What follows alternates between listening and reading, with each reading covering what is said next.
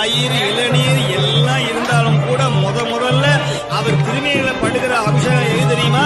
இந்த பஸ்பமாகிய திருநீர் தான் முதல் அபிஷேகம். மயான சாம்பல், இறந்தவருடைய பிணச்சாம்பலை எடுத்து நடு நிசியில 1 மணிக்கு மேல அதை கொண்டு வந்து காசிலையும் உஜ்ஜயினி என்கிற மகாலேஸ்வரருடைய ஆலயத்துல ஒரு பெரிய பொட்டலமா கட்டி சாமி மேல அப்படியே பவுடர் அடிக்கிற மாதிரி கட்டுவாங்க. அப்படி மேல இந்த சாம்பலை வாங்கி பூசினா அவ்வளவு மனம் கம எங்கேயாவது எலும்பும் தோலும் நரம்பும் அப்படி மயான சாம்பல் எங்கேயாவது மணக்குமா?